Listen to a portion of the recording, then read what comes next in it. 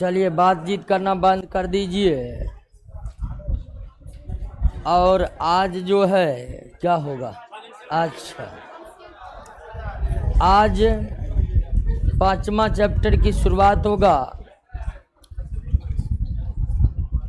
5वां चैप्टर की शुरुआत करेंगे क्योंकि चौथा तक समाप्त हो चुका है।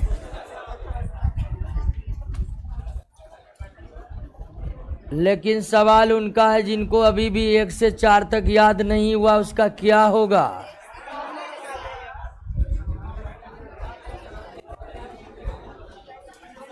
तो प्रश्न याद कर रहे हैं ना? अल्लाह अल्लाह नहीं, तो प्रश्न याद करते जाइए। 4 चैप्टर समाप्त कर दिए हैं। चारों चैप्टर के प्रश्न जो पढ़ लिए, जो भी जहाँ से पढ़े हैं, उसका कुछ चैप्टर छूटा हुआ तो वो अलग बात है, लेकिन जहाँ से हम लोग पढ़ चुके हैं वहाँ तक के प्रश्न पर बिल्कुल हमारा पूरा पकड़ हो जानी चाहिए। लेकिन अगर याद नहीं हो रहा है तो तब आप क्या करिएगा? तब एक ही तरीका है कि पढ़ना ही छोड़ दीजिए, क्योंकि याद नहीं होगा तो कुछ हासिल नहीं होगा। हमारा तो काम ये है कि क्या याद करना है और कैसे याद करना है ये बताना है। और इसी को बताने के लिए हम थ्योरी भी एक एक करके आपको समझाते हैं और प्रश्न भी एक एक करके क्लास में करवा देते हैं। उसके बाद भी आप याद नहीं करिएगा तो फिर नौकरी आपको किसी भी और तरीके से प्राप्त नहीं हो सकती। एकमात्र तरीका है कि आप प्रश्नों को याद करिए, दूसरा कोई तरीका नहीं है। और प्रश्न याद करने में आपको बिल्कुल आसानी हो इसलिए हम क्लास में एक एक प्रश्न को करवाते हैं। तो 1 से 4 तक पूरी तरह कमांड हो चुका है ना? बहुत कम यस सर बोला है। आइए दोस्तों, एक नए चैप्टर की शुरुआत करते हैं और नया चैप्टर है फाइनेंशियल मार्केट।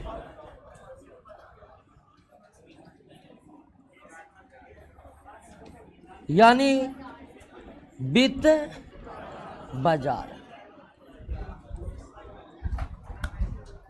वित्त बाजार, सबसे पहले तो ये समझ लीजिए कि वित्त बाजार वास्तव में कोई बाजार नहीं है जहां झोला लेकर जाएंगे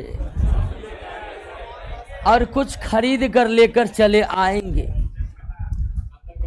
तो वित्त बाजार कोई एक ऐसा खास स्थान नहीं है जहां पर यह स्थित है, बल्कि वित्त बाजार अपने आप में एक पूरा कॉन्सेप्ट है। और इसी कॉन्सेप्ट को आपको समझना है कि वित्त बाजार आखिर वो कौन सा कॉन्सेप्ट। वर्तमान समय में अगर देश का विकास करना है तो देश के विकास में अगर सबसे बड़ा किसी मार्केट का योगदान है तो वो क्या है दोस्तों? फाइनेंशियल मार्केट का। तो वित्त बाजार वास्तव में कोई बाजार नहीं है जहां पर जाएंगे और खरीद कर लेकर चले आएंगे, बल्कि वित्त बाजार अपने आप में एक पूरा कॉन्सेप्ट है। और वित्त बाजार का कॉन्सेप्ट ये है कि वित्त बाजार करता क्या है? ये ऐसी जगह पर जहां बचत काफी अधिक है, जहां बचत काफी अधिक है, वहां से बचत उठा करके वहां पर पहुंचा देता है जहां उस बचत की क्या होती है? जरूरत। तो वित्त बाजार का काम होता है कि जहां पर बचत के रूप में पैसा पड़ा हुआ है वहां से पैसा उठा करके उस पैसा को वहां पहुंचा देना जहां वास्तव में उसकी क्या है? जरूरत है। उदाहरण के लिए कि हम अपने पैसा बैंक में जाकर जमा कर दिए, बैंक में जाकर के जमा कर दिए। अब बैंक भी वो पैसा जमा रखेगा? नहीं, बैंक वो पैसा उन व्यक्तियों को देना चाहेगा जिनको पैसा की जरूरत है। अब बैंक पहले खोजेगा किनको जरूरत है, तो इसके लिए बैंक क्या बोर्ड लगाएगा या पूछते घूरेगा कि जरूरत है, जरूरत है, जरूरत है, सबसे पूछेगा? ये संभव तो है नहीं। बैंक सीधा सारा पैसा लेकर के प्रेजेंट हो जाएगा कहां पर? वित्त बाजार में। और वित्त बाजार में वो भी प्रेजेंट है जिसको दोनों एक दूसरे एक जगह पर आ गया दोस्तों, एक जगह पर आ गया और फिर आदान प्रदान हो गया। तो वित्त बाजार का क्या काम होता है? तो वित्त बाजार का मेन काम यही है कि पैसा को एक जगह से उठाकर, यानी कि जहां पर बचत के रूप में अधिक पैसा मौजूद है वहां से पैसा उठा करके, उन बचत के पैसा को उठा करके वहां पर ट्रांसफर कर देना जहां पर वास्तव में उन पैसा की क्या है? जरूरत। क्लियर हो गया ना? बात समझ गए ना? यानी कि अगर हम डिटेल में जाकर देखें तो वित्त बाजार जो है वित्त के पूर्ति पक्ष, वित्त के पूर्ति पक्ष और वित्त के मांग पक्ष को एक मंच पर लाता है कि ताकि पैसा जहां पर अधिक है वो निकल कर वहां चले जाए जहां वास्तव में पैसों की जरूरत है। यानी कि वित्त बाजार का काम है वित्त के पूर्ति पक्ष और वित्त के मांग पक्ष को एक मंच पर लाना। बात को समझ रहे ना? वित्त बाजार का काम क्या है? मोटा मोटी ये अंदाजा तो आपको लग ही गया ना कि वित्त बाजार का काम होता है पैसा को एक जगह से, यानी जहां पर बचत के रूप में पैसा जमा है वहां से पैसा उठा करके उन पैसा को वहां पर लगा देना जहां पर वास्तव में उसकी क्या है? जरूरत। यही काम होता है वित्त बाजार को। यानी पैसा इधर से उधर मतलब काम करेगा कौन? वित्त बाजार। तो वित्त बाजार का कॉन्सेप्ट ही ये है, फाइनेंशियल मार्केट का कॉन्सेप्ट ये है, पैसा जहां पर पड़ा हुआ है उसको उठा करके वहां पर ले जाना जहां पर पैसा की जरूरत है। उदाहरण के लिए आपको दिए कि हमने बैंक में पैसा जमा किए, बैंक सब अपने ग्राहकों का पैसा जमा करके कहां पर आ गया? वित्त बाजार पर आ गया। आप कहिएगा वित्त बाजार कहां पर है? हम भी जाएंगे। तो वित्त बाजार कोई विशेष प्रकार का बाजार नहीं है, यानी कि बैंक जो है उन पैसा को लेकर के इस मंच पर आ गया, या कहिए वित्त बाजार उस बैंक को एक मंच प्रदान कर दिया और उसी मंच पर वे भी लोग पहुंचे हुए हैं जहां जहां जिनको पैसा की जरूरत है बैंक ने उसको पैसा दे दिया। यानी कि वित्त बाजार पैसा को इधर से उधर यानी कि एक क्षेत्र से दूसरे क्षेत्र में ट्रांसफर करने में अपनी भूमिका अदा करता है।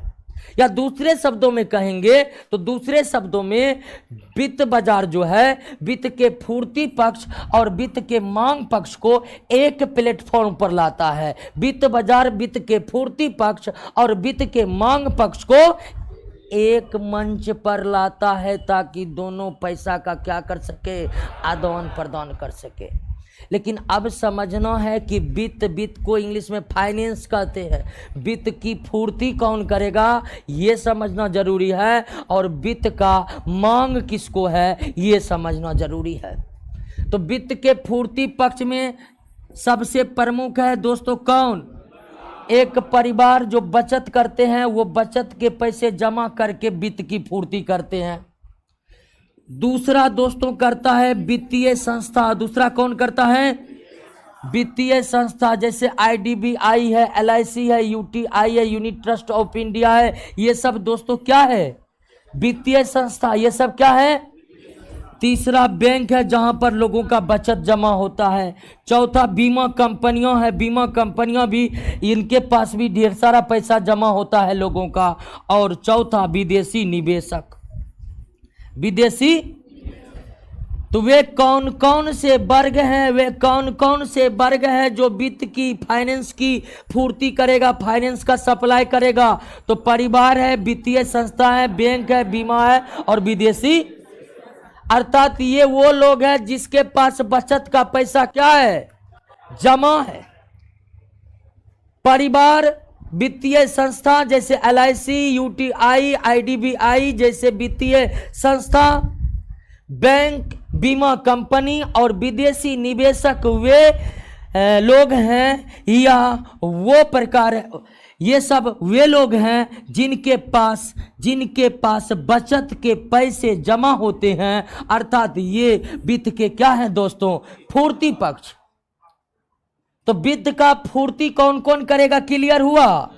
या किनके पास बचत के पैसे जमा है, यह क्लियर हुआ? ये पैसे किनके पास है? यानी आपसे पूछेगा कि वित्त के पूर्ति पक्ष में कौन कौन से वर्ग आते हैं।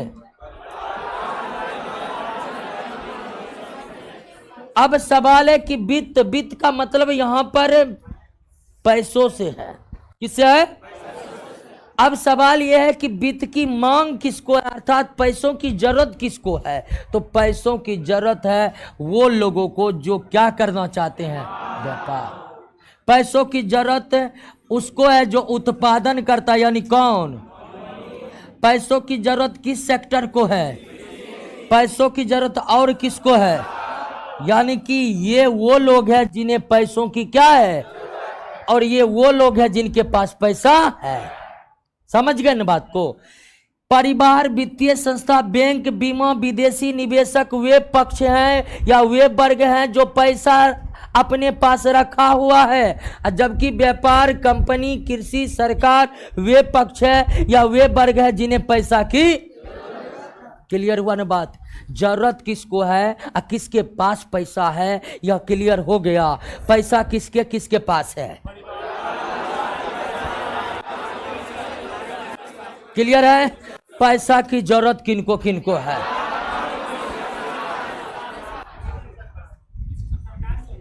तो क्लियर है, पैसा किनके पास है, किनको जरूरत है, इसमें तो कोई दिक्कत नहीं। अब सवाल यह है कि इनका पैसा इनके पास जानी चाहिए, इनका पैसा इनके पास जानी चाहिए, तबे देश की अर्थव्यवस्था चलेगी। इनका पैसा इन्हीं के पास जमा रहेगा, ना तो इनको फायदा है, ना ये सबको पैसा मिलेगा, ना ये सब अपने काम करेगा। तो एक देश की अर्थव्यवस्था सुचारू रूप से कब चलेगा? सुचारू रूप से तब चलेगा जब इनके पास बचत के पैसे को किनके पास पहुंचा दिया जाए। इससे दोनों को फायदा होगा। इन सबको फायदा ये होगा कि ये सब जो है, इन सब के पास पैसा होगा तो ये अपना काम करेंगे, प्रोडक्शन करेंगे, जिससे देश की अर्थव्यवस्था चलेगी, लोगों की आवश्यकता पूरी होगी। और इनको फायदा यह है कि इनका बचत अगर इनके पास चला गया तो इनको ब्याज प्राप्त होगा, इन्हें कई तरह से ब्याज प्राप्त होगा, यानी इसे अतिरिक्त कमाने का भी सुविधा मिलेगा। तो फायदा दोनों को है कि इन दोनों का? लेकिन सवाल है कि इन दोनों को एक मंच पर कौन लाएगा? तो इन दोनों को एक मंच पर लाएगा कौन?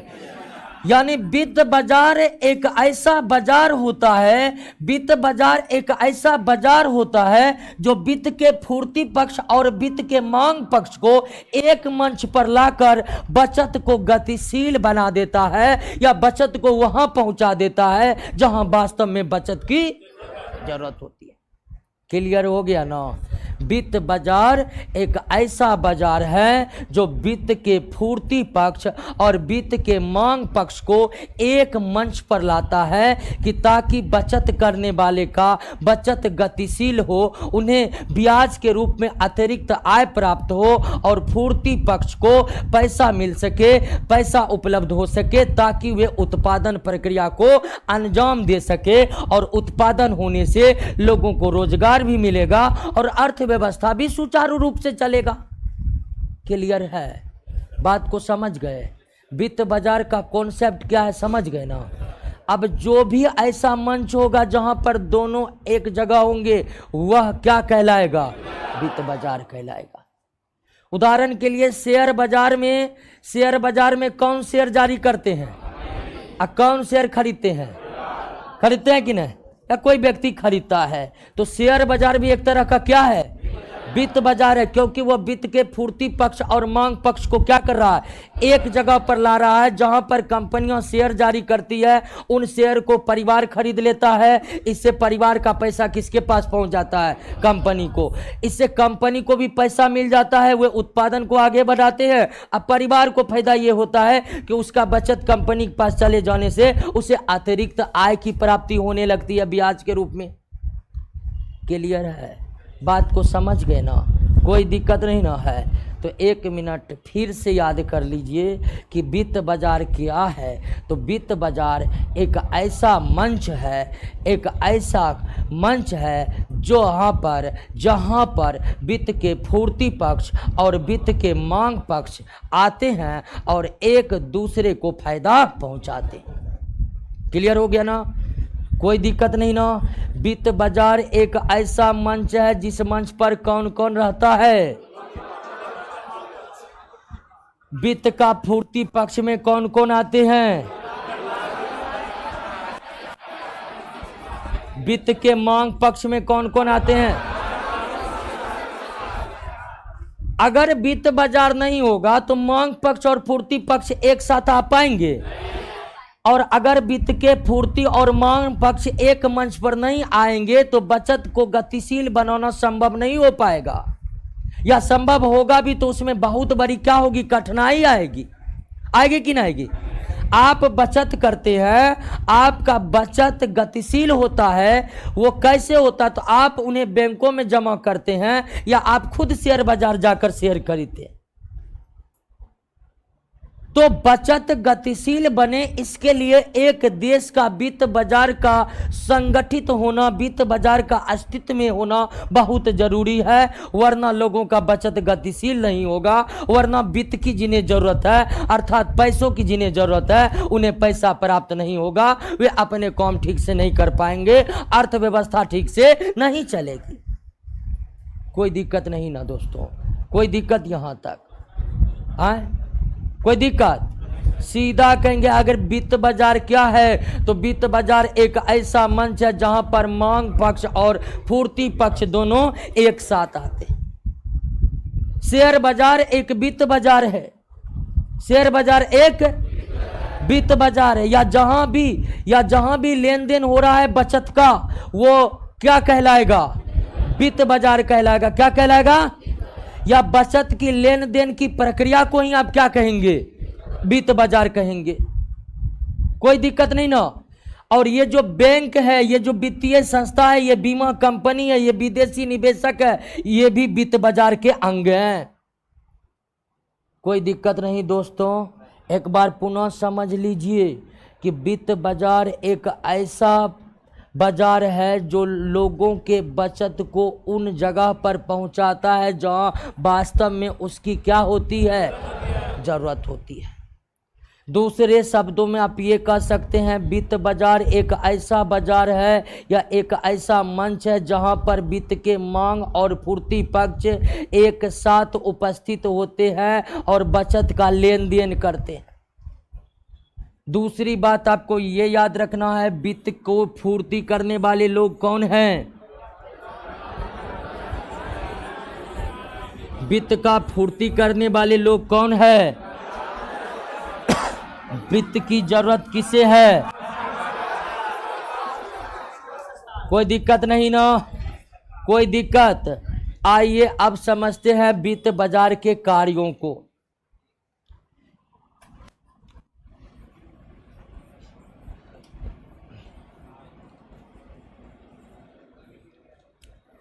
वित्त बाजार के कार्य, कोई दिक्कत है ना।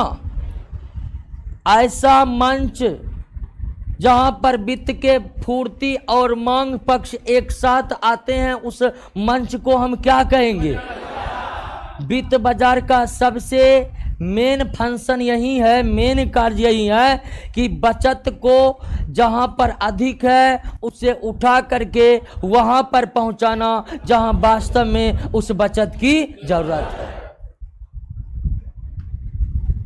आइए हम वित्त बाजार के कार्यों को समझते हैं कि एक वित्त बाजार, एक फाइनेंशियल मार्केट कौन कौन से कार्य करते हैं। तो फाइनेंशियल मार्केट का तो सबसे पहला काम यही है दोस्तों, बचत को क्या करना, गतिशील बनाना। बचत को क्या करना दोस्तों, गतिशील बनाना।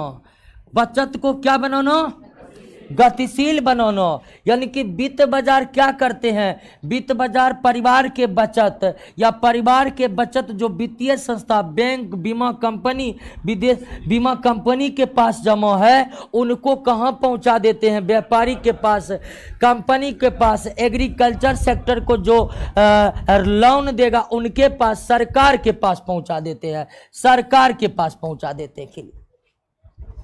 तो वित्त बाजार का सबसे प्रमुख कार्य यही है दोस्तों कि वित्त बाजार लोगों के बचत को गतिशील बनाते हैं। वे लोगों की बचत को उन जगह पर पहुंचाते हैं जहां वास्तव में उसकी जरूरत होती है।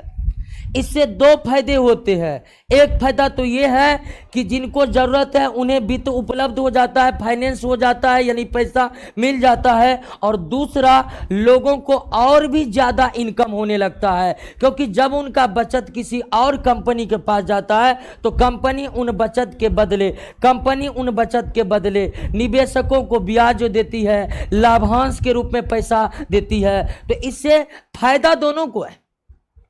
वित्त के पूर्ति पक्ष को फायदा यह होता है कि उन्हें और ज्यादा इनकम होता है। अब मांग पक्ष को फायदा यह है कि उन्हें जितनी मांग थी वो मिल गया, अब वो अपना कार्य आसानी से करेंगे। पहला कार्य समझ गए। वित्त बाजार का सबसे प्रमुख काम क्या है, बचत को। अब बचत को गतिशील बनाने का मतलब क्या हुआ, इस बात को आप समझे कि ना। बचत को गतिशील बनाने का मतलब है बचत को वहां से उठाकर जहां वो अधिक है वहां पहुंचाना जहां उसकी। बचत को गतिशील बनाने का अर्थ है कि बचत को वहां से उठाकर जहां अधिक है वहां पहुंचाना जहां वास्तव में उसकी कहाँ जरूरत है वो आप देख ही चुके हैं। सरकार को जरूरत है, एग्रीकल्चर सेक्टर को जरूरत है, कंपनी को जरूरत है, अब व्यापार करने वाले लोगों को जरूरत है। क्लियर हो गया। ध्यान बोर्ड पर बनाइए दोस्तों, कहां कहां ध्यान रहता है। आइए दूसरा कार्य।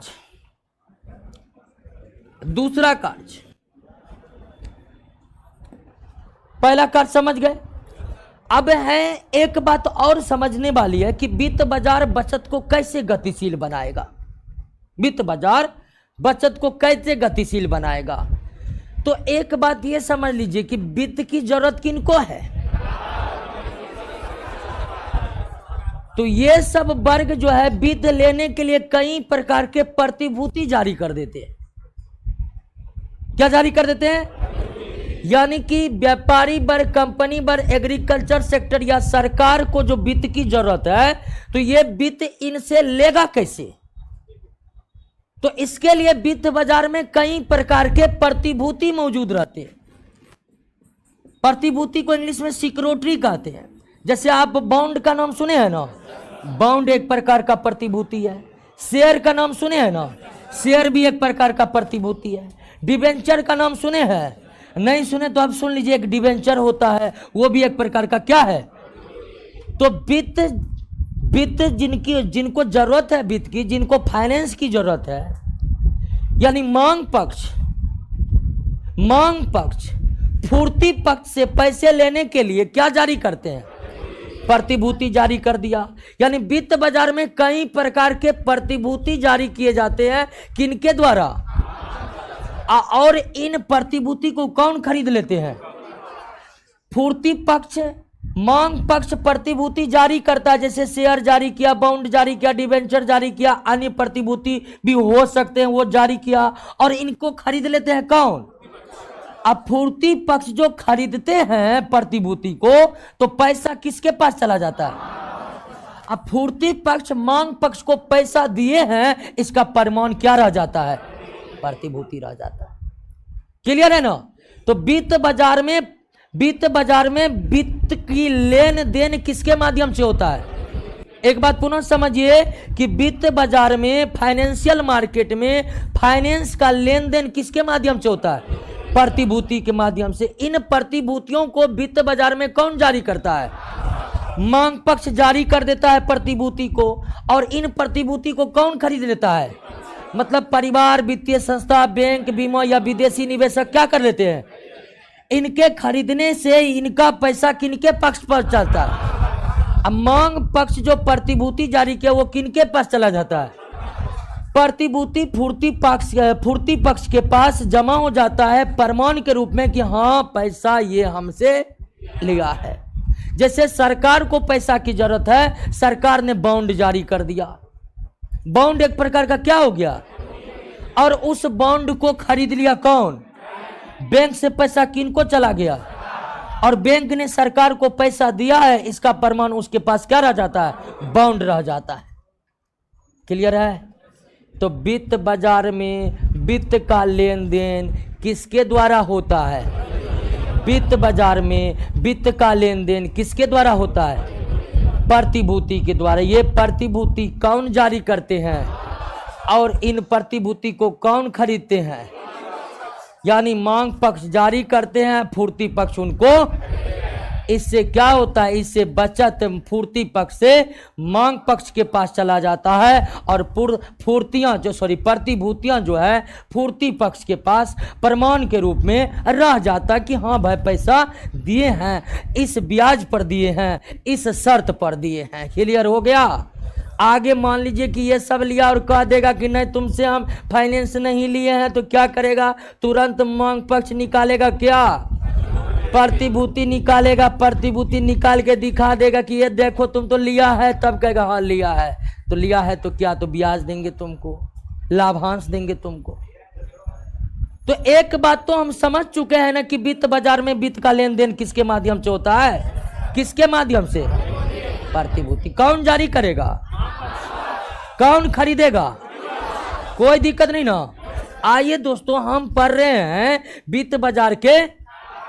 वित्त बाजार का पहला और प्रमुख कार्य क्या है? बचत को। बचत गतिशील होता है तो फायदा मांग पक्ष को तो है ही, लेकिन फायदा पूर्ति पक्ष को भी है। उन्हें ब्याज के रूप में अतिरिक्त आय की प्राप्ति होने लगती है। क्लियर है ना? वित्त बाजार का दूसरा प्रमुख काम है प्रतिभूति में। वित्त का दूसरा प्रमुख काम है प्रतिभूति। प्रतिभूति का मूल्य तय करने में सहायक होता है। एक वित्त बाजार प्रतिभूति का मूल्य तय करने में क्या होता है दोस्तों? सहायक होता है। अब आप इस प्रतिभूति शब्द से कोई दिक्कत तो नहीं ना है? प्रतिभूति समझ गए ना? प्रतिभूति एक वित्तीय प्रपत्र है, यानी कि फाइनेंशियल रसीद कह सकते हैं आप।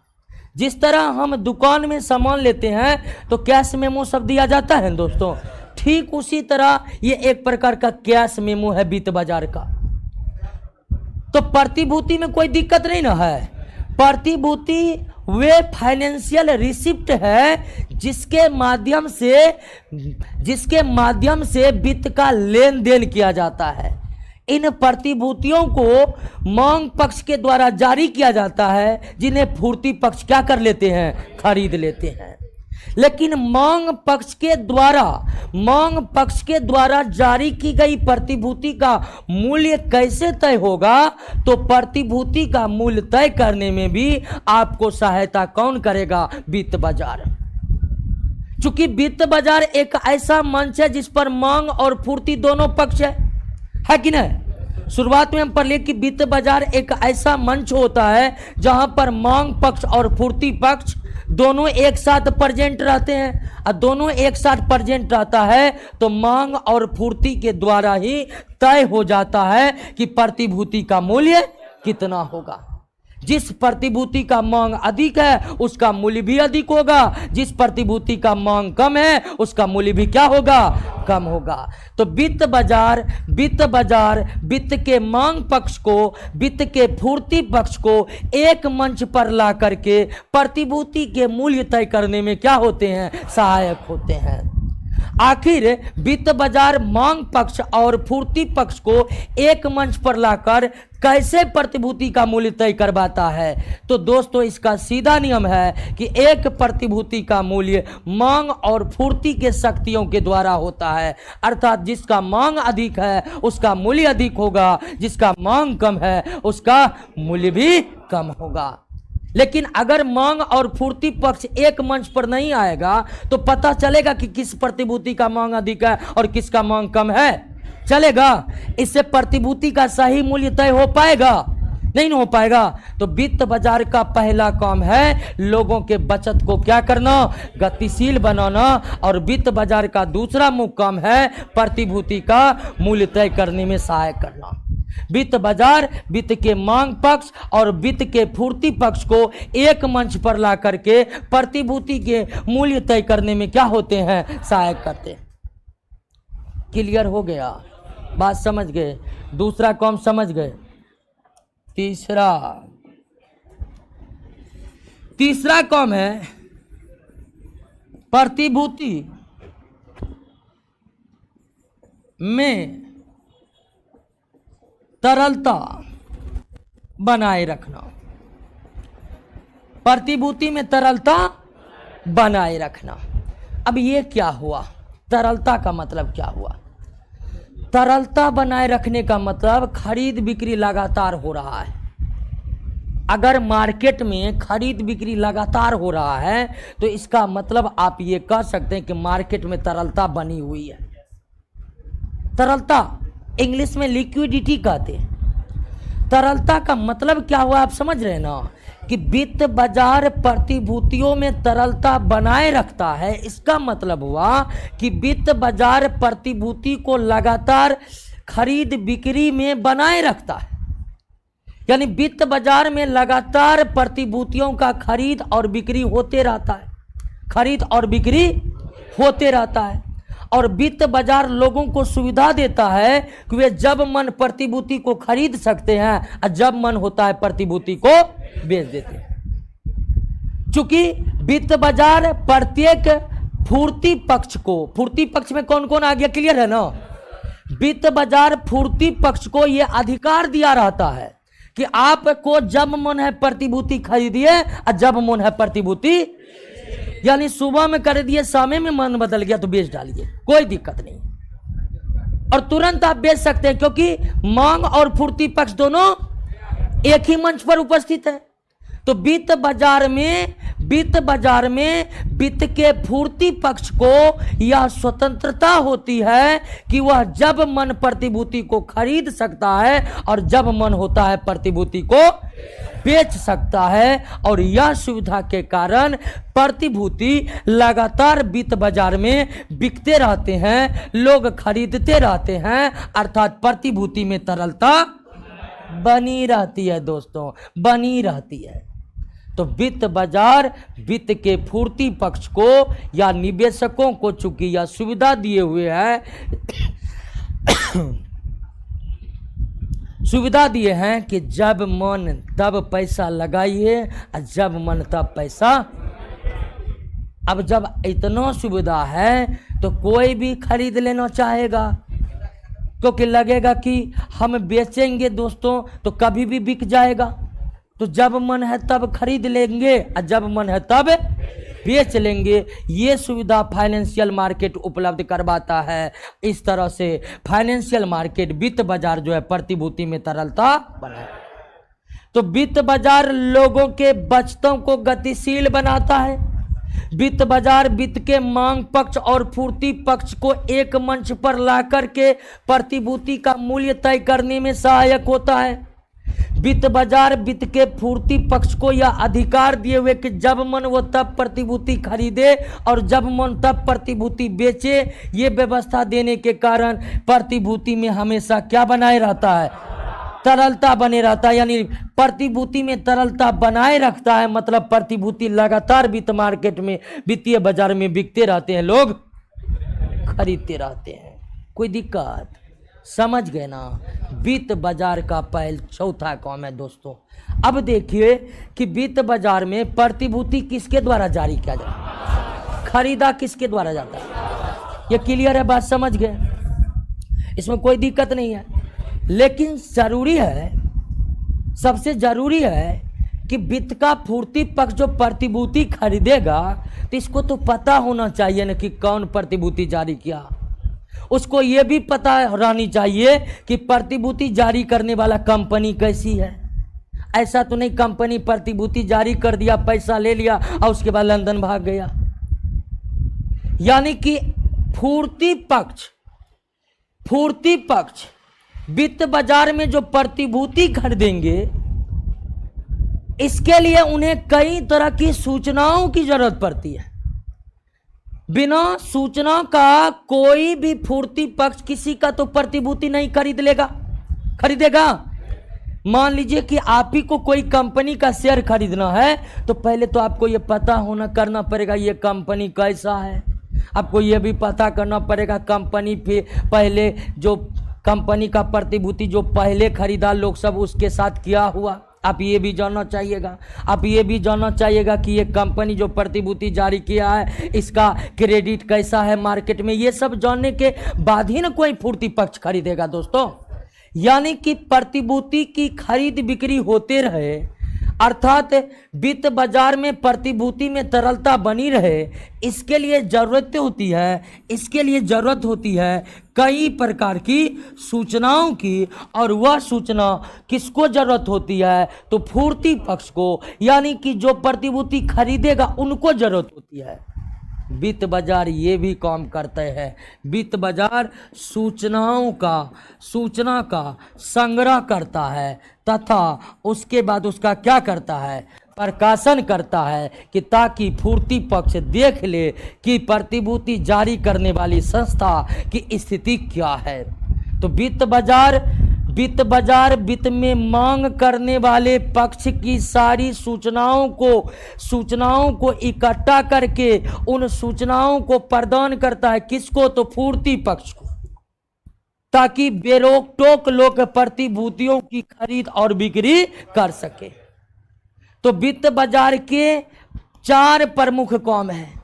वित्त बाजार के कितने प्रमुख काम हैं? 4। बचत को प्रतिभूति का मूल्य तय करने में सहायक होना, प्रतिभूति में तरलता और सूचनाओं का संग्रह करके उनका, ये सूचनाएं मांग पक्ष से संबंधित होते हैं जिसकी जरूरत पूर्ति पक्ष को होती है। क्लियर हो गया? तो वित्त बाजार के कितने प्रमुख काम है? बचत को गतिशील बनाए रखना, प्रतिभूति का मूल्य तय करने में सहायक होना, प्रतिभूति में तरलता बनाए रखना और सूचनाओं का संग्रह करना। कोई दिक्कत नहीं ना, समझ गए?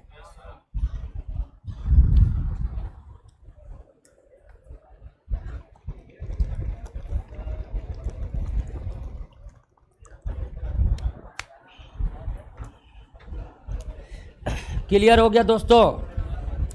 समझ रहे हैं ना फाइनेंशियल मार्केट को?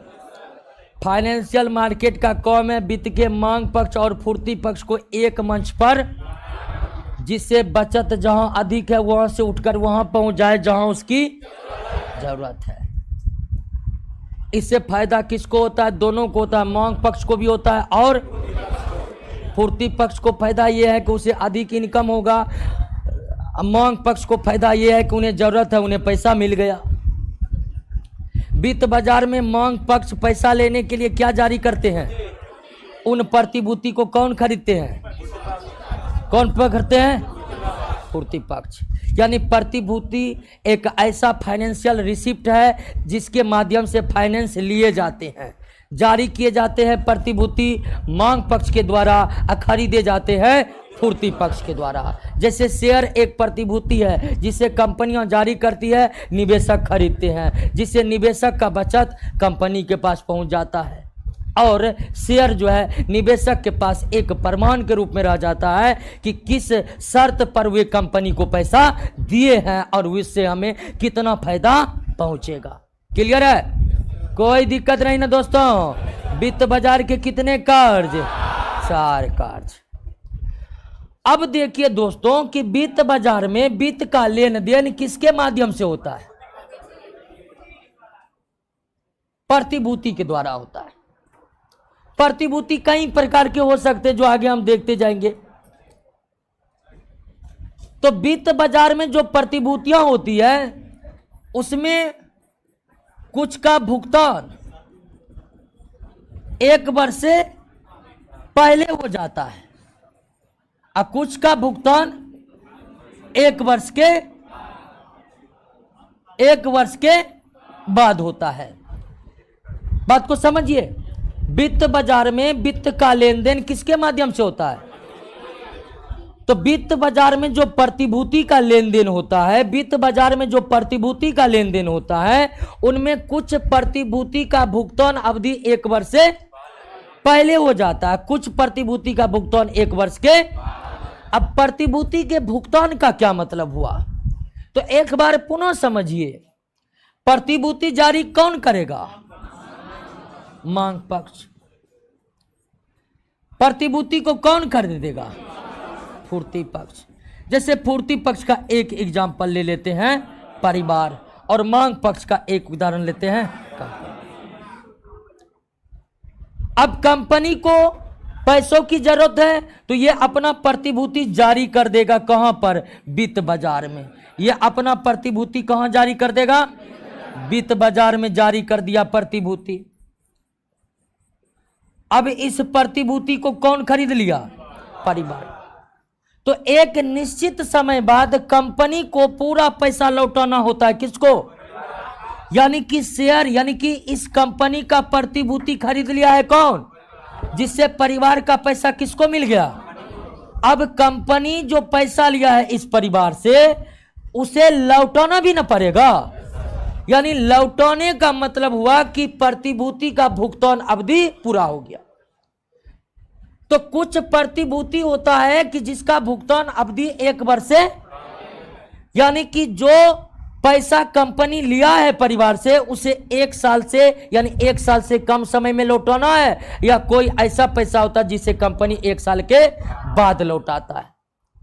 तो वित्त बाजार में जितने भी प्रकार के प्रतिभूति व्यवहार किए जाते हैं, व्यवहार का मतलब खरीदे और बेचे जाते हैं, वह 2 प्रकार के होते हैं। एक वो जिनकी भुगतान 1 वर्ष के बाद होगा, और एक वो जिसका भुगतान 1 वर्ष से। भुगतान उन्हें करना है जो पैसा लिया है। तो पैसा जो लिया है वो लौटाएगा भी ना। लौटाने का मतलब ही क्या है? भुगतान करने से है। लौटाएगा कौन? किसको लौटाएगा? पूर्ति पक्ष को। तो लौटाने के आधार पर प्रतिभूतियां या भुगतान अवधि के आधार पर प्रतिभूतियां कितने प्रकार के? 2 प्रकार के।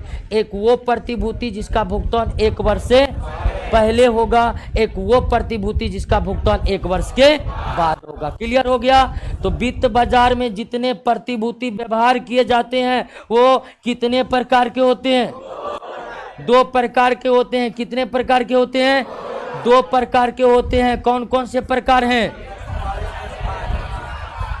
एक वो प्रतिभूति जिसका भुगतान 1 वर्ष से, और एक वो प्रतिभूति जिसका भुगतान 1 वर्ष के। प्रतिभूति के भुगतान अवधि के आधार पर, प्रतिभूति के भुगतान अवधि के आधार पर वित्त बाजार 2 प्रकार के होते हैं। वित्त बाजार कितने प्रकार के होते हैं? 2 प्रकार के होते हैं। एक मुद्रा बाजार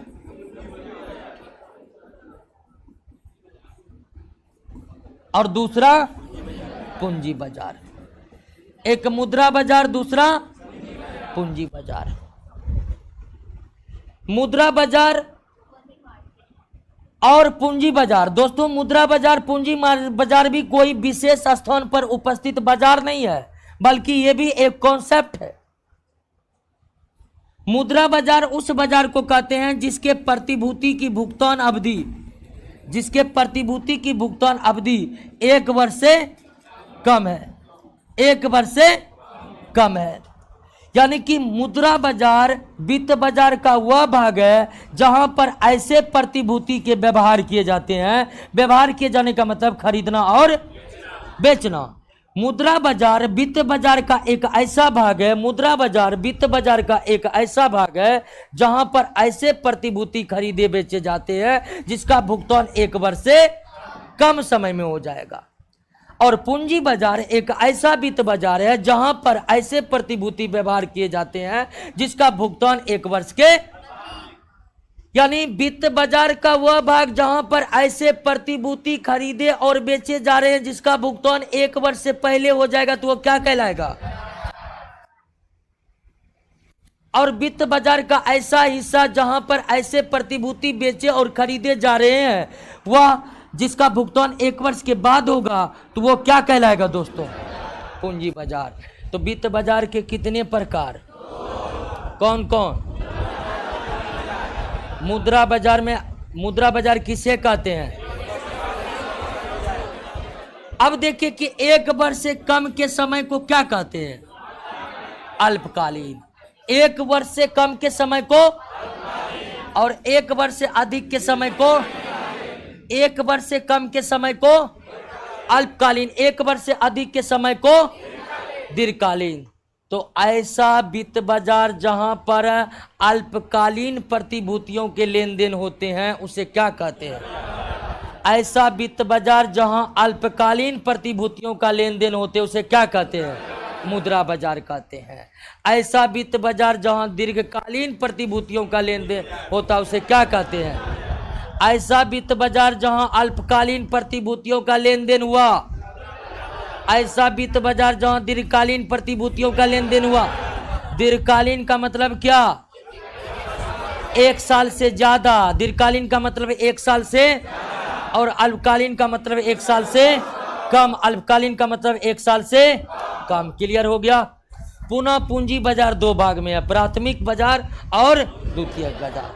पुनः पूंजी बाजार को कितने भागों में बांटा गया है, 2 भागों में, प्राथमिक और। तो पहले हम इसको समझ लेते हैं। तो आइए पहले समझ लेते हैं किसको,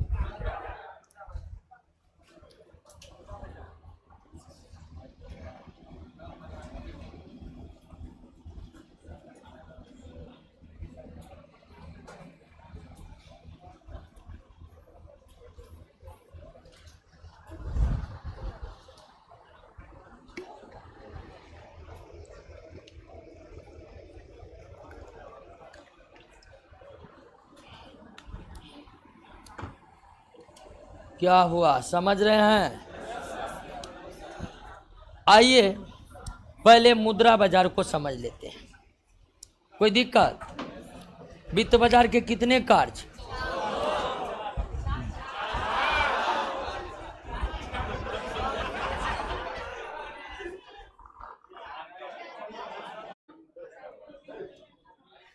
वन सेकेंड प्लीज।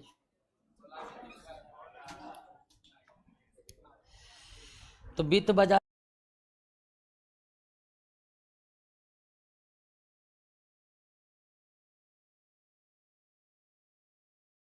रखिए, इधर उधर करिएगा, फाइनेंशियल मार्केट गड़बड़ा जाए, ठीक है। हाँ, वैसे इकोनॉमी का हर चैप्टर ही स्टूडेंट को हार्ड लगता है, लेकिन फिर भी आसान तरीके से आप समझ रहे हैं ना। बाद में तो हम प्रश्न करेंगे ही करेंगे, फिलहाल आप पूरी तरह समझने पर ध्यान दीजिए। मुद्रा बाजार,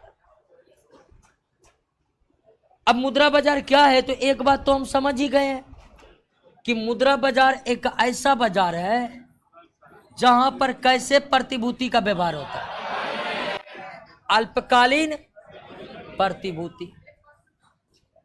यानी अल्पकालीन प्रतिभूति उसे कहते हैं जिसका भुगतान अवधि 1 वर्ष से कम है। 1 वर्ष से, अब भुगतान का मतलब समझ रहे ना, यानी जो पैसा लिया वो लौटाएगा भी ना। तो वित्त का मांग पक्ष जो पूर्ति पक्ष से पैसा लिया है वो एक निश्चित समय के बाद लौटाता है, या तो 1 साल से पहले लौटा देता है या 1 साल के बाद लौटाता है। तो मुद्रा बाजार की सबसे पहली विशेषता यही है कि मुद्रा बाजार एक ऐसा बाजार है जहां पर केवल अल्पकालीन प्रतिभूतियों का ही लेन देन होता है। और मुद्रा बाजार भी कोई एक भौतिक बाजार नहीं है जहां पर जाकर के आप कहिएगा लाओ अल्पकालीन प्रतिभूति। दोस्तों, मुद्रा बाजार भी एक कॉन्सेप्ट है, यानी जब भी अल्पकालीन प्रतिभूति खरीदा या बेचा जाएगा, हम कहेंगे कि कौन सी प्रक्रिया हो रही है, यह मुद्रा बाजार की प्रक्रिया हो रही है। यानी मुद्रा बाजार वास्तव में कोई बाजार नहीं है, बल्कि एक कॉन्सेप्ट है। ये कौन सा कॉन्सेप्ट है? तो अल्पकालीन प्रतिभूतियों का लेन देन, या लेन देन के लिए हम व्यवहार शब्द का इस्तेमाल करते हैं इकोनॉमिक्स में। यानी अल्पकालीन प्रतिभूतियों का व्यवहार करना ही क्या कहलाएगा? तो मुद्रा बाजार की क्या क्या विशेषता होती है? तो सबसे पहली विशेषता कि मुद्रा बाजार में केवल कैसे प्रतिभूति कम आते हैं? अल्पकालीन प्रतिभूति कम आते हैं, जिसका भुगतान अवधि 1 वर्ष से कम समय में आता है। एक पहली विशेषता। दूसरी विशेषता कि मुद्रा बाजार में तरलता बहुत ज्यादा होता है। मुद्रा बाजार वित्त बाजार का एक ऐसा अंग है जहां पर तरलता बहुत ज्यादा होता है। कहने का मतलब है कि हम वित्त बाजार को 2 भागों में बांटे ना, मुद्रा बाजार और तो पूंजी बाजार की तुलना में इस बाजार में तरलता काफी ज्यादा हो जाता है। अब तरलता काफी ज्यादा होने का क्या मतलब है? मतलब हुआ कि प्रतिभूति तुरंत बिक जाते हैं, तुरंत खरीद लिए जाते हैं, जारी हुआ बिक गया। तो यही है, तरलता अधिक का मतलब होता है कि प्रतिभूति का जो खरीद बिक्री होता है काफी ज्यादा और तीव्र गति से होता है। मांग पक्ष जैसे ही प्रतिभूति जारी किया, पूर्ति पक्ष तुरंत लपक लिया। इसमें कोई मतलब पूंजी बाजार में जाएंगे ना, तो पूंजी बाजार में मांग पक्ष पहले प्रतिभूति जारी करेगा, अब फिर पूर्ति पक्ष उसको चेक करेगा प्रतिभूति सही है कि नहीं। यह एक ऐसा बाजार है जहां चेकिंग वेकिंग प्रतिभूति का ज्यादा नहीं होता है। क्यों नहीं होता है वो आगे आपको पता चलेगा। यहां प्रतिभूति जारी होते ही बिक जाते हैं तुरंत, हाथों हाथ, पता भी नहीं लगता लोगों को।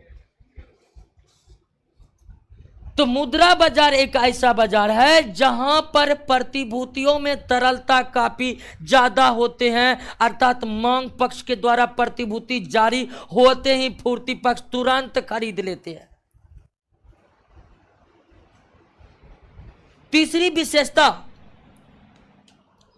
कि मुद्रा बाजार में व्यवहार का मतलब समझ रहे हैं? बिल्कुल, लेन देन को वित्त बाजार में व्यवहार कहा जाता है, अंग्रेजी में ट्रांजैक्शन कहा जाता है। क्या कहा जाता है? तो मुद्रा बाजार में व्यवहार की लागत कम होती है। व्यवहार की लागत यानी लेन देन करने में ज्यादा खर्च करना नहीं पड़ता है। मुद्रा बाजार में प्रतिभूति को बेचने में या प्रतिभूति को खरीदने में ज्यादा पैसा खर्च करना नहीं पड़ता है। और इसका सबसे बड़ा काम है कि जब हम पूंजी बाजार में जाएंगे ना, पूंजी बाजार में सारा काम दलाल के माध्यम से होता है, ब्रोकर, समझ रहे ना। तो जैसे ही हम पूंजी बाजार में जाएंगे, पूंजी बाजार में सारा लेन देन दलाल के बिना संभव ही नहीं है। यानी पूंजी बाजार में प्रतिभूतियों के लेन देन को सरल बनाने के लिए ब्रोकर रहते हैं, दलाल रहते हैं, और उसी के द्वारा प्रतिभूतियों का क्रय विक्रय होता है। तो दलाल के माध्यम से, ब्रोकर के माध्यम से जब पूंजी बाजार में प्रतिभूतियों का क्रय विक्रय होता है, तो उनमें दलाल भी अपना फीस जोड़ेगा। दलाल अपना फीस जोड़ेगा तो प्रतिभूति के लेन देन में ज्यादा खर्च होगा कि नहीं होगा। लेकिन मुद्रा बाजार में कोई दलाल, कोई ब्रोकर नहीं होता है। मुद्रा बाजार एक ऐसा बाजार है जहां पर पूंजी बाजार अथवा शेयर बाजार के जैसे कोई दलाल नहीं होते हैं, अर्थात इस बाजार में प्रतिभूतियों का लेन देन बिना दलाल के माध्यम से होता है, बिना ब्रोकर के माध्यम से होता है। इसलिए दलाली फीस मुद्रा बाजार में देनी नहीं पड़ती है, इसलिए व्यवहारों की लागत कम होती है। क्लियर? कोई दिक्कत नहीं ना। ये मुद्रा बाजार की व्यवस्था हम बता रहे हैं, विशेषता बता रहे हैं, व्यवस्था नहीं विशेषता। पहली विशेषता समझ गए? मुद्रा बाजार की पहली विशेषता कि केवल कैसा प्रतिभूति होगा? अल्पकालीन प्रतिभूति किसे कहते हैं? जिसका भुगतान अवधि 1 वर्ष से। मुद्रा बाजार में पूंजी बाजार के तुलना में तरलता काफी और तरलता एक तो ज्यादा होती ही होती है, ऊपर से सरकार तरलता बनाए रखने के लिए discount finance of India limited की स्थापना की है। मुद्रा बाजार में तरलता बनाए रखने के लिए भारत सरकार ने किस संस्था का स्थापना किया है? Discount finance of India limited. Clear हो गया ना? तो एक तो मुद्रा बाजार में तरलता पहले से अधिक है, फिर भी भारत सरकार ने मुद्रा बाजार में तरलता को और ज्यादा बनाए रखने के लिए एक संस्था स्थापित किया है जिसका नाम है discount finance of India limited. कोई दिक्कत? अब से पूछ सकता है कि मुद्रा बाजार में तरलता बनाए रखने के लिए भारत सरकार ने किस संस्था की स्थापना किया है? Discount finance of India limited. या आपसे यह भी पूछ सकता कि discount finance of India limited की स्थापना किस उद्देश्य से किया गया है? तो मुद्रा बाजार में तरलता बनाए रखने के लिए। या आपसे दे सकता अल्पकालीन प्रतिभूति में तरलता बनाए रखने के लिए, अल्पकालीन प्रतिभूति में तरलता बनाए रखने के लिए भारत सरकार ने किस संस्था की स्थापना की है? कोई दिक्कत नहीं ना? तो मुद्रा बाजार में दलाल होगा? बिना दलाल का काम होगा, यानी मांग पक्ष पूर्ति पक्ष के बीच में कोई दलाल नहीं, जिसके कारण दलाली फीस देनी नहीं पड़ती है, जिसके कारण व्यवहार की लागत मुद्रा बाजार में कम होती है, पूंजी बाजार में ज्यादा हो जाएगा। चौथी विशेषता कि मुद्रा बाजार में व्यवहारों की गति काफी तेज होती है। व्यवहार का मतलब समझ रहे हैं ना? मुद्रा बाजार में व्यवहारों की गति काफी तेज होती है, मतलब लेन देन तुरंत हो जाता है। अभी खरीदे अभी तुरंत खरीद लिए। पूंजी बाजार में जाइएगा ना, सोमवार को शेयर खरीदिएगा, मंगलवार को आएगा, अब बुधवार को चेक करिएगा कि सही में आया कि ना आया। यानी कि शेयर खरीदने बेचने में सप्ताह भर लग जाता है, लेकिन मुद्रा बाजार में तुरंत खरीद लिए, बेचने वाला बेच लिया। तो मुद्रा बाजार में जो भी लेन देन होता है ना, वो तुरंत कंप्लीट हो जाता है, तुरंत। और अधिकांश लेन देन तो सिर्फ फोन पर हो जाता है। अधिकांश लेन देन सिर्फ किस पर हो जाता है? फोन पर हो जाता है। कागजी कार्रवाई बाद में होती रहती है। और जैसे ही हम पूंजी बाजार में घुसेंगे ना, वहां लेन देन में बहुत समय लगेगा। आज हम शेयर बाजार जो है पूंजी बाजार का ही अंग है। शेयर बाजार में जब हम शेयर खरीदेंगे ना, 1 सप्ताह लग जाता है अकाउंट में शेयर आने में, लेकिन इसमें उतना कोई लेट नहीं होता है। सके फोन किए, लेन देन हो गया। फोन किए जी 10 करोड़ जरूरी है, 10 करोड़ आ गया। क्लियर है? अभी हम फाइनेंशियल मार्केट का बात कर रहे हैं, आदमी का बात नहीं कर रहे हैं कि फोन के, ये फाइनेंशियल मार्केट की बात कर रहे हैं दोस्तों। तो एक बार पुनः आप मुद्रा बाजार की विशेषताओं पर ध्यान दीजिए कि मुद्रा बाजार वित्त बाजार का एक ऐसा अंग है जहां पर केवल क्या खरीदारी होगा। और ये ध्यान रखना है, मुद्रा बाजार कोई विशेष बाजार नहीं है जहां पर जाकर खरीदारी होगा। मुद्रा बाजार एक कॉन्सेप्ट है, यानी अल्पकालीन प्रतिभूतियों का खरीद बिक्री या अल्पकालीन प्रतिभूतियों का व्यवहार ही क्या कहलाएगा? मुद्रा बाजार में तरलता काफी अधिक रहती है। तरलता अधिक होने का मतलब आप समझ रहे हैं ना? तुरंत, मतलब खरीद बिक्री काफी तेजी से होता है। उसके बाद व्यवहार की लागत मुद्रा बाजार में क्या होती है? कम होती है। आखिर मुद्रा बाजार में व्यवहारों की लागत कम क्यों होती है? क्योंकि मुद्रा बाजार में दलाल नहीं रहता है। व्यवहारों की गति काफी तेज होता है, यानी खरीद बिक्री की प्रक्रिया तुरंत ही समाप्त हो जाती है। उसमें कोई लंबा कागजी प्रक्रियाओं से गुजरना नहीं पड़ता। जबकि पूंजी बाजार में जाएंगे तो एक लंबी कागजी प्रक्रिया में गुजरना पड़ेगा और खरीद बिक्री अर्थात व्यवहार में काफी ज्यादा समय लगेगा। लेकिन मुद्रा बाजार में व्यवहार की गति, लेन देन की गति काफी तेज होती है, क्योंकि कागजी कार्रवाई उतनी करनी उसके बाद दोस्तों मुद्रा बाजार एक ऐसा बाजार है जिसमें आम आदमी भाग नहीं लेता। यानी जैसे पूर्ति पक्ष में परिवार होता है ना, तो लेकिन अगर हम मुद्रा बाजार करेंगे, मुद्रा बाजार की बात करते हैं, तो मुद्रा बाजार में परिवार की भूमिका नहीं होती है।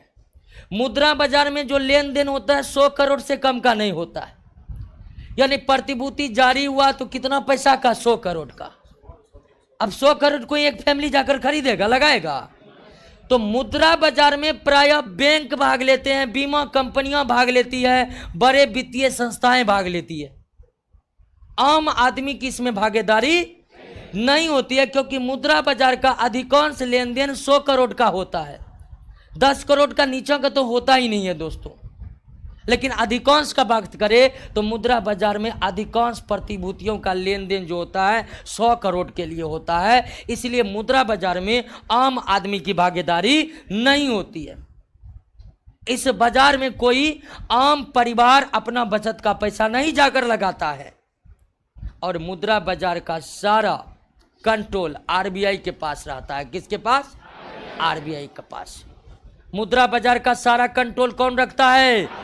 आरबीआई। कौन प्रतिभूति बेचेगा, कैसे बेचेगा, कैसे नहीं बेचेगा, सारा नियम कानून कौन बनाएगा? आरबीआई बनाएगा। मुद्रा बाजार का कंट्रोल, नियंत्रण कौन करता है? मुद्रा बाजार में चूंकि प्रतिभूतियों का लेन देन 10 करोड़ 100 करोड़ से ऊपर का होता है, इसीलिए इस बाजार में आम आदमी की कोई भागीदारी नहीं होती है। आम आदमी की कोई भागीदारी नहीं होती है। क्लियर हो गया? बात समझ गए? तो मुद्रा बाजार की विशेषताओं को समझ गए। आइए हम मुद्रा बाजार में जो प्रतिभूति इस्तेमाल होते हैं उसके बारे में पढ़ते हैं कि मुद्रा बाजार में कौन कौन से प्रतिभूति इस्तेमाल किए जाते हैं। दिमाग से ऊपर ऊपर नहीं जा रहा है।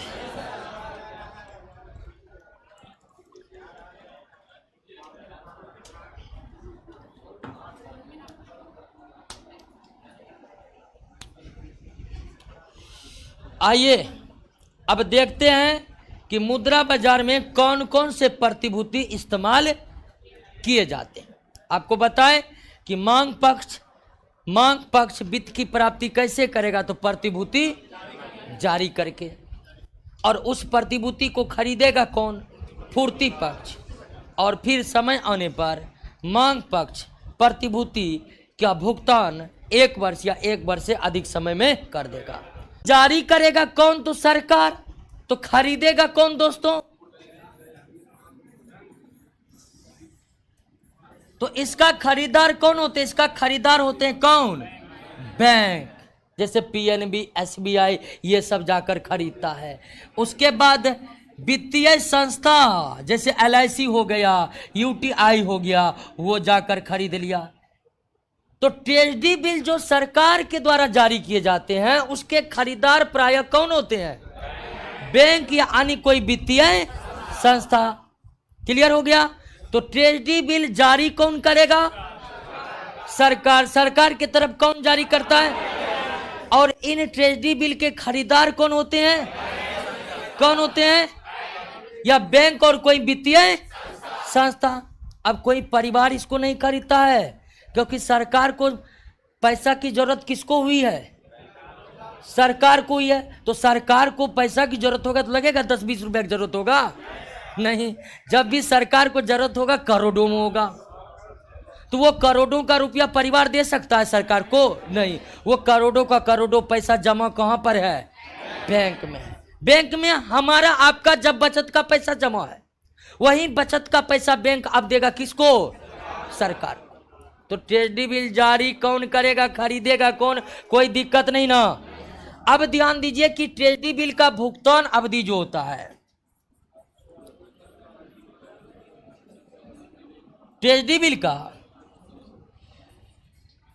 जो भुगतान अवधि होता है वह 14 दिन होता है, या 91 दिन होता है, या 182 दिन होता है, या 364 दिन। इससे तो ज्यादा हो नहीं सकता है, क्योंकि मुद्रा बाजार का प्रतिभूति है। भुगतान 1 वर्ष से पहले हो जाएगा। तो ट्रेजरी बिल की भुगतान या तो 14 दिन बाद होगा, या तो 91 दिन बाद होगा, या तो 182 दिन बाद होगा, या 300। यानी कि ये जो बैंक अपना पैसा देगा किसको? तो सरकार बैंक को 14 दिन के बाद लौटा सकता है, 91 दिन के बाद लौटा सकता है, 182 दिन के बाद लौटा सकता है, या अधिकतम। अब कब लौटाएगा? तो हर प्रकार का ट्रेजरी बिल होता है, 14 दिन वाला ट्रेजरी बिल, 91 दिन वाला ट्रेजरी बिल, 182 दिन वाला ट्रेजरी बिल, 364। तो ट्रेजरी बिल कौन जारी किया? कौन खरीदा? भुगतान अवधि क्लियर हो गया ना? अब ध्यान दीजिए कि ट्रेजरी बिल के लिए कोई ब्याज नहीं दिया जाता है सरकार के तरफ से या आरबीआई के तरफ से इन बैंक और वित्तीय संस्था को। ट्रेजरी बिल एक प्रकार का जीरो कूपन बॉन्ड है। ट्रेजरी बिल एक प्रकार का क्या है दोस्तों? जीरो कूपन बॉन्ड है। और ये याद रखिएगा, जीरो कूपन बॉन्ड है क्या है? ऐसी प्रतिभूति जिन पर कोई ब्याज नहीं मिलता है निवेशकों को, ऐसी प्रतिभूति जिन पर कोई ब्याज नहीं दिए जाते हैं, उसे हम क्या कहते हैं? जीरो कूपन बॉन्ड कहते हैं। जीरो कूपन बॉन्ड एक ऐसा बॉन्ड है जिस पर कोई ब्याज नहीं दिया जाता है। जीरो कूपन बॉन्ड एक ऐसा बॉन्ड है जिस पर कोई ब्याज। और ट्रेजरी बिल एक प्रकार का जीरो कूपन बॉन्ड है। ट्रेजरी बिल एक प्रकार का क्या है दोस्तों? जीरो कूपन बॉन्ड है, क्योंकि इसके लिए सरकार कोई ब्याज नहीं देती है। अब सवाल है कि जब कोई ब्याज नहीं देती है तो ये सब खरीदता क्यों है? ये सब खरीदता क्यों है? तो याद रखना है कि ये ट्रेजरी बिल कटौती पर जारी किया जाता है। ट्रेजरी बिल किस पर जारी किया जाता है? कटौती पर जारी किया जाता है। ट्रेजरी बिल किस पर जारी किया जाता है? कटौती पर जारी किया जाता है। अब कहिएगा कि कटौती क्या है? कटौती क्या है? तो कटौती बराबर होता है, ध्यान दीजिए, कटौती बराबर होता है अंकित मूल्य माइनस विक्रय मूल्य। अंकित मूल्य माइनस विक्रय मूल्य बराबर क्या होता है? कटौती। मतलब ये हुआ दोस्तों कि जब आरबीआई ट्रेजरी, जैसे ट्रेजरी बिल का दाम कितना है? 100 रुपया। तो जब आरबीआई 100 रुपया वाला ट्रेजरी बिल बेचेगा ना, तो वो सीधा किस में बेच देगा? 80 में बेच देगा। और जब भुगतान का समय आएगा तो फिर ट्रेजरी बिल ले लेगा आरबीआई। आज सरकार की तरफ से ट्रेजरी बिल कौन जारी कर रहा? तो आरबीआई क्या किया कि 100 रुपया का ट्रेजरी बिल कितना में बेच दिया? 80 में। और जब उसी ट्रेजरी बिल का भुगतान किया जाएगा 14, 91, 182 या 364 दिन बाद, तो भुगतान कितना का होगा? 100 को होगा। इससे क्या हुआ? इससे जो खरीदा उसको फायदा हो गया कितना का? 20। इसी को क्या कहते हैं? कटौती। तो ट्रेजरी बिल पर कोई ब्याज नहीं दिया जाता है, बल्कि ट्रेजरी बिल किस पर जारी किए जाते हैं? कटौती पर। मतलब ट्रेजरी बिल को बेचा जाता है अंकित मूल्य से कम मूल्य पर, जबकि भुगतान अंकित मूल्य के बराबर किया जाता है। बात को समझे कि नहीं समझे? कि ट्रेजरी बिल बेचा जाता है बैंक या वित्तीय संस्था को अंकित मूल्य से कम मूल्य पर, लेकिन भुगतान अंकित मूल्य के बराबर किया जाता है। उदाहरण के लिए 100 रुपए का ट्रेजरी बिल जब आरबीआई बेचेगा बैंक या कोई वित्तीय संस्था को, तो 80 में ही बेच देगा। और जब लौटाने की बारी आएगी तो कितना लौटाएगा? 100 लौटाएगा। तो फायदा कितना हो गया खरीदने वाले? 20 रुपए फायदा हो गया। तो ट्रेजरी बिल में फायदा होता है किस आधार पर? ट्रेजरी बिल में जो निवेश करते हैं बैंक या वित्तीय संस्था, उसको फायदा किस आधार पर होता है? क्या ट्रेजरी बिल पर सरकार कोई ब्याज देती है? ट्रेजरी बिल पर कोई ब्याज नहीं देती है। ट्रेजरी बिल एक प्रकार का जीरो कूपन बॉन्ड है। ट्रेजरी बिल एक प्रकार का जीरो कूपन बॉन्ड है। इस पर कोई ब्याज नहीं दिया जाता, लेकिन यह किस पर जारी किए जाते हैं? कटौती। क्लियर हो गया? हालांकि एक ट्रेजरी बिल का कीमत 25,000 होता है। कितना? एक ट्रेजरी बिल का कीमत कितना? 25,000। अब कोई भी खरीदेगा तो 25,000 के गुणक में ही खरीद सकता है, यानी 50,000 का, 75,000 का, 1 लाख का, 1.25 लाख का, 1.5 लाख का, 25,000 के मल्टीपल में ही खरीदना पड़ेगा। कोई कहेगा कि अच्छा 70,000 का दे दीजिए, नहीं मिलेगा, उसे कम से 75,000 में लेना पड़ेगा। तो ट्रेजडी बिल, एक ट्रेजडी बिल की न्यूनतम कीमत कितना है, यानी 25,000 से कम का कोई ट्रेजडी बिल।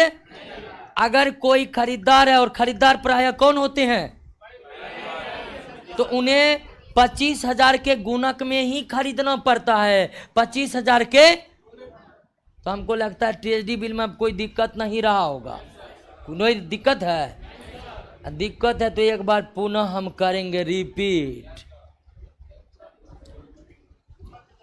सबसे पहले ट्रेजडी बिल मुद्रा बाजार का प्रतिभूति है। ट्रेजडी बिल एक अल्पकालीन प्रतिभूति है। दो बात तो हमें क्लियर रहनी चाहिए। ट्रेजडी बिल किस बाजार का प्रतिभूति है? ट्रेजडी बिल अल्पकालीन या दीर्घकालीन प्रतिभूति? ट्रेजडी बिल कौन जारी करता है?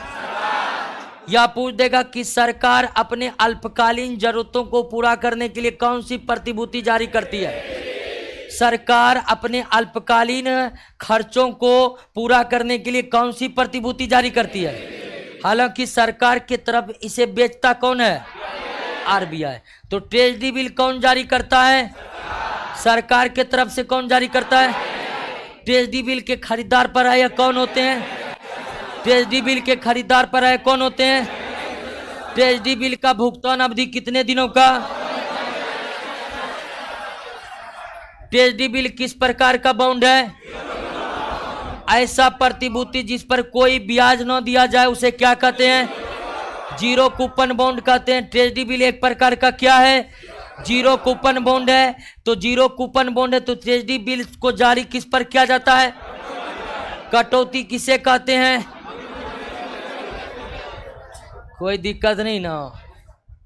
अब कहिएगा कटौती कितना का रहता है? ये भी एक तरीका है कि कटौती कितना का रहेगा, 20% रहेगा कि 10% रहेगा। तो होता क्या है कि आरबीआई को जब भी ट्रेजडी बिल बेचना होता है ना, तो इसके लिए वह अखबारों में टेंडर निकाल देती है। अखबारों में क्या कर देती है? सूचना निकाल देती है कि हम ट्रेजडी बिल बेचने वाले हैं। स्थिति को जिनको जिनको लेना है लिफाफा में हमें भेज दीजिए कि कितना में वो खरीदने वाले हैं। तो आरबीआई को जब ट्रेजडी बिल बेचना होता है ना, तो उसके लिए वह अखबारों में सूचना दे देती है और आग्रह करती है बैंक और वित्तीय संस्था के कि आप बोली लगाइए कि ट्रेजडी बिल को कितने कटौती पर खरीदेंगे। और जो बैंक और वित्तीय संस्था सबसे कम कटौती पर खरीदने के लिए तैयार होता है, उसे ट्रेजडी बिल आरबीआई क्या कर देती है? बेच देती है। जैसे मान लीजिए कि पीएनबी ने 100 रुपया का ट्रेजडी बिल 80 रुपया लगाया, लेकिन एसबीआई ने उसका 100 रुपया का दाम 90 रुपया लगाया, तो पीएनबी को नहीं मिलेगा। अब किसको